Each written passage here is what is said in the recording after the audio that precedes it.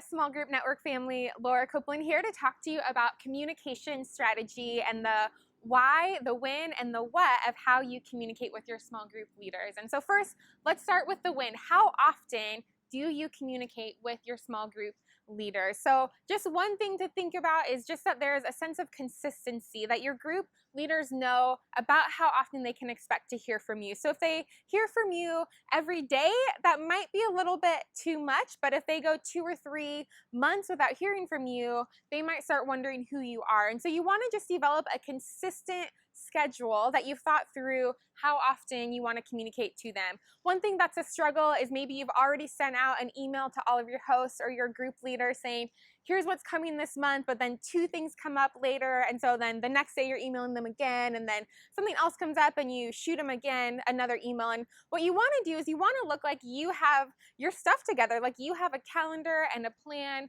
and that comes across in how often and how frequently you communicate to them. And so I shoot for about an every other week.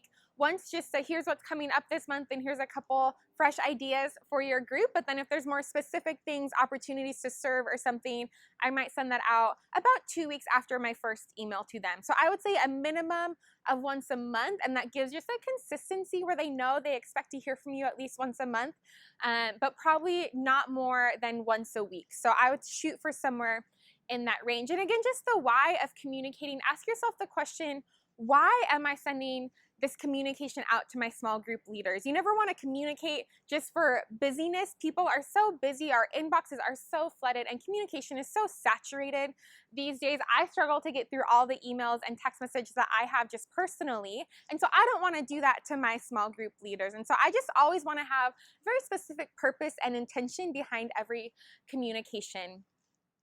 One other thing I think, though, that is important in the why of communication is you want your hosts or your small group leaders to know who you are. So we call this a push and pull strategy. You want to push out communication to your hosts so that you're consistent enough that they know who you are, so that when they do hit that moment in their group, when they have a question, they do need help, they're wondering, I need help, I need to talk to someone, who do I talk to, that you are the first person that comes to mind. So you want to be consistent enough to develop a relationship so that when they do need help, they know how to get a hold of you and how to find you. And so that's kind of one of the big pieces of the why of communication, is just developing a consistency so that they can trust you and know that you're there for them when they do need you.